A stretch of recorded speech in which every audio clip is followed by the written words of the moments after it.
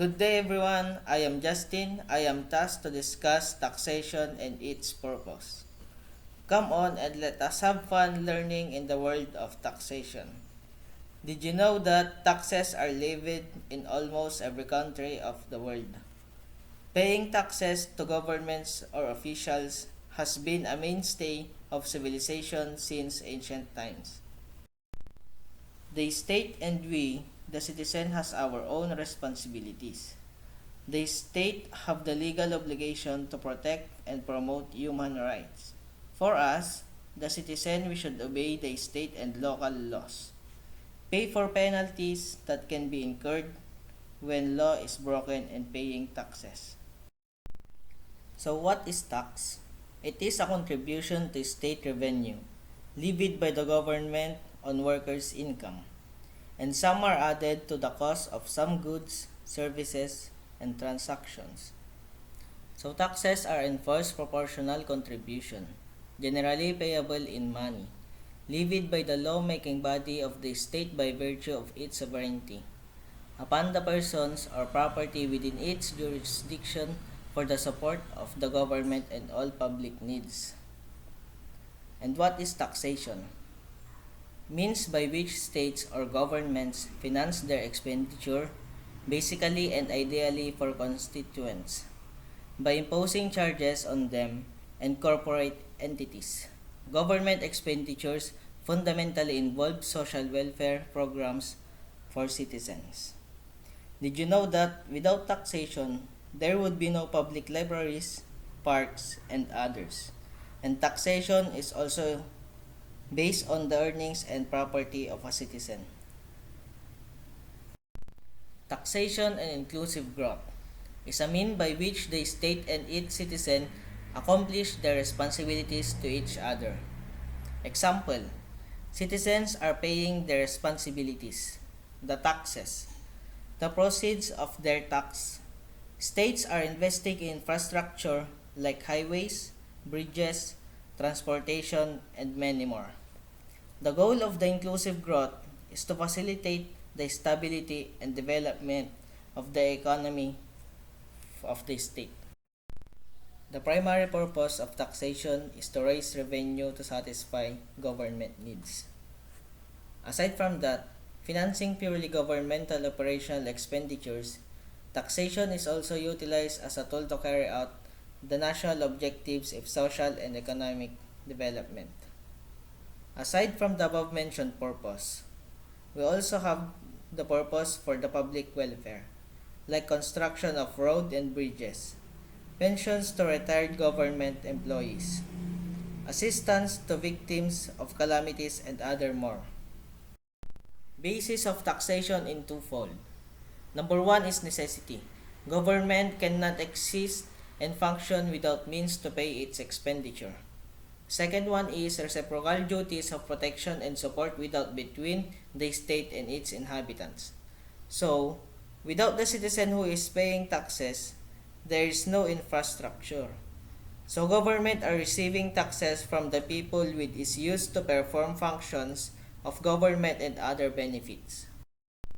We have two aspects of taxation.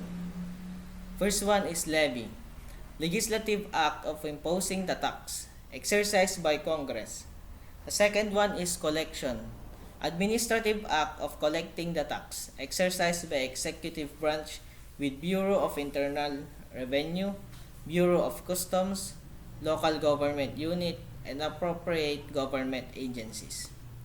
So, in imposing taxes to citizens, they should first assess, compute, and enforce before giving the tax to citizens of the state. Next one is the essential characteristics of tax. We have 7. First one is enforced contribution, payable in the form of money, laid by the state which has the jurisdiction or control over the subject to be taxed, levied on persons, property, acts, privilege, or transactions, levied by the state which has jurisdiction or control over the subject to be taxed, levied by law-making body of the state, levied for public purpose. With that, Tax is not voluntary payment or donation, and it is ordinarily based on the ability to pay.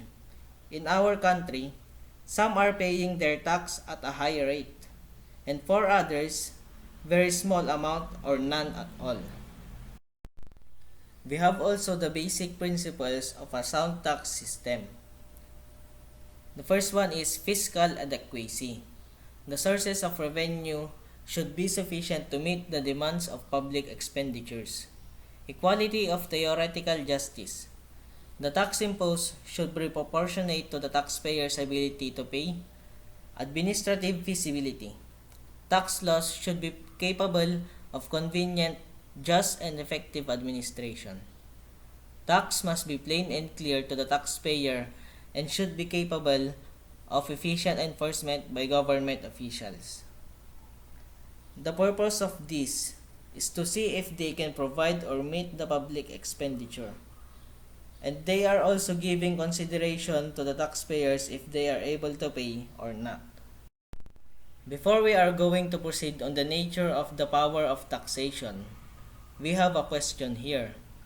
Does our tax system meet these requirements? For me, yes. Because based on my own observation, our government is giving or providing the needs of the public. Like the development of our roads and bridges, they are also providing us our needs during this time of pandemic. Nature of the power of taxation. The power of taxation is inherent in sovereignty being essential to the existence of every government. It is essentially a legislative. It is subject to constitutional and inherent limitations. Addition to that, the power of taxation is subject to certain limitations. Most of these limitations are specifically provided in the fundamental law. As we all know, here in the Philippines, we have taxes, but those taxes are guided by fundamental law. 3 constitutional limitations. The first one is due process clause.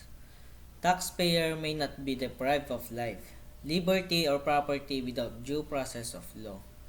Equal protection clause. Taxpayers shall be treated alike under similar circumstances and conditions, both in privilege and liabilities imposed. Uniformity clause. Taxable articles or property of the same class shall be taxed at the same rate. No direct double taxation. So with that, even if taxes is not voluntary or donation, the citizens are also protected to those laws.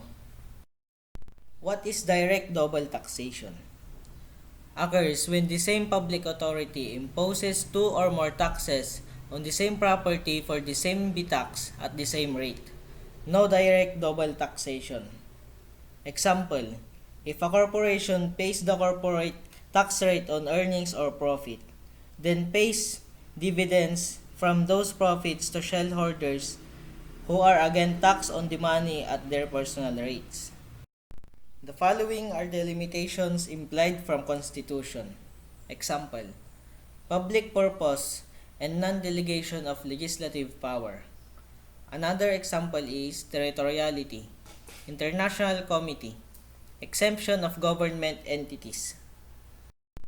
We have 6 classification of taxes. The first one is as to subject matter or subject, as to who bears the burden, as to determination of amount, as to purpose, as to authority imposing the tax, as to gradation or rate.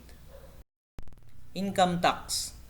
It referred to as on tax on all yearly profits arising from property, professions, trades or offices, or as tax on persons' income, emoluments, profits, and the like. It's generally regarded as an excise tax. It is not levied upon persons, property, funds is profits, but upon the right of a person to receive income or profits. These are the takeout of your earnings in order to pay for government. Example, 15% of your income deducted from your paycheck and paid to the government to maintain the military and social welfare programs. Site of taxation. Place of taxation. The first one is basis. The recipient of the income is a citizen or resident of the country. Factors. Nature of the tax and the subject matter thereof, a person, property, act, or activity. I hope you have learned and understand my topic. But before we end our discussion, I have a question here. Is the present tax system just? For me, it will always depend on the salary of a citizen. If it is big or small, some will tell it's fair, but not everybody will agree. I want to read the statement for you. Education is our passport to the future, for tomorrow belongs to the people who prepare for it today. I am Justin, your presenter for today. Thank you for listening. Have a great day ahead. Goodbye.